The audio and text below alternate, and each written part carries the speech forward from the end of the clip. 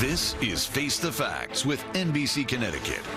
Welcome back. Despite benefiting from billions of dollars in federal contracts, the businesses owned by Elon Musk are visionary, but they are not profitable. It took 17 years for Tesla to turn a profit. He grossly overpaid for Twitter. Its stock dropped 79%.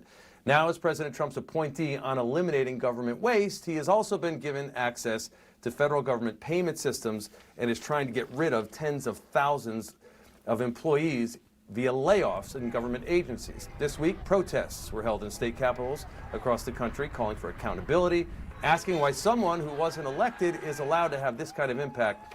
Congressman Joe Courtney joins me now to talk about how this is being received in Washington and the steps forward. Congressman, welcome back. Good to see you. Great to be here, Mike. First up, what Elon Musk is doing, having access to these payment systems, working on trying to get these government employees to resign, is this legal? So we're going to get answers to that from the courts actually very soon. And the first restraining order that was put on there, basically invasion of the Treasury Department's Bureau of Fiscal Services, which is kind of like the government's or our country's paycheck or checkbook, right. Has so far been successful in terms of slowing down the access to this incredibly So the restraining order means they can't go in the building. So the restraining order means that two people were authorized from DOJ because the Treasury Secretary invited them in, but it's a read-only right, so visit. they can't manipulate the data. They can't plug in AI or unauthorized devices. Again, this is like a black box that has personal information, names, home addresses, social security numbers. I mean, it's incredibly sensitive. And do they take their cell phones? Because they could literally just take pictures of all that stuff. Well, obviously not millions of documents, but... Again, the judge's order suggests no. Okay. And I will just tell you this. I mean, this has been a pretty tumultuous 3 weeks. That particular issue has blown up our phones, both in my district office right. and also down in Washington. Again, we introduced legislation as members of Congress, the Taxpayer Data Protection Act, which puts strict rules in law in terms of who is authorized to have access to this information. People who have been scrubbed and cleaned for conflicts of interest, had actual real background checks, and have been at least a year in public service prior to that. So of those two people that the judge authorized, one of them has already been fired because, well, the White House discovered that this individual had racist tweets, which shows that, I mean, the, pathetic level of vetting or lack thereof. Exactly. Right. So does Musk have proper security clearance for this stuff? He has security clearance for his satellite programs and everything like this. That's not data getting into Americans' data. Exactly. And I mean, his status is really a provisional government employee, which is, usually somebody who comes in to, fix the, air conditioning or something. Right, yeah, it's a good local contractor. Right. So, and again, as you point out, I mean, in conflicts of interest, I mean, between Starlink, SpaceX, I mean, he is a massive contractor with the Department of Defense and other agencies, NASA.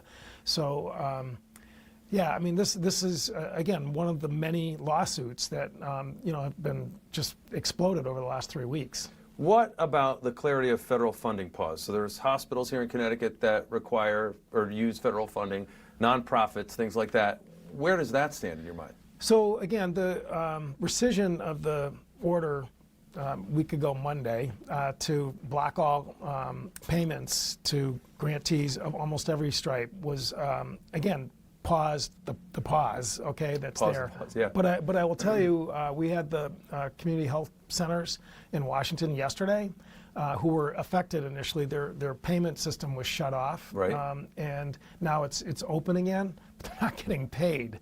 So they're still. Does that mean they can't draw the funds out? Yeah, they can log in, but they can't use it. Exactly. I mean, and so. Again, there's a second lawsuit which basically dealt with nonprofit groups like United Ways, who again receive federal funding for a whole variety of essential services out there.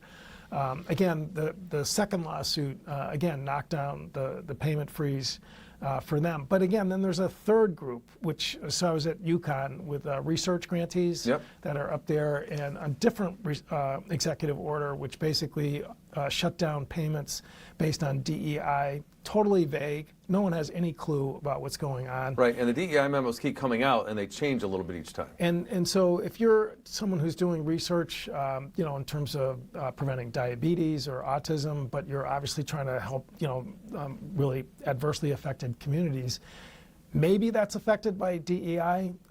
Who cares, honestly? Right. But like research on sickle cell. There's another lawsuit again to deal with that particular executive order. And again, it's the University Professors of America that are plaintiffs in that action. Because again, the NIH, HHS, Department of Education, all of these research grants. UConn is a huge research university. Right. Sometimes people don't see that clearly sometimes, but this, by the way, is real funding and jobs. I just got about 30 seconds left. I just wanted you to comment on the Coast Guard situation where the Commandant. Important good work, and they're just now being just completely paralyzed.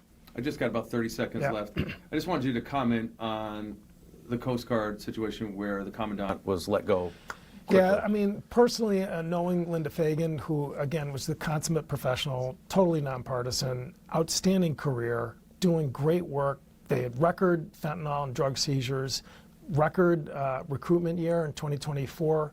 I was at an international conference with her in Singapore where the Coast Guard is helping smaller island nations out there deal with, protecting their fishing rights.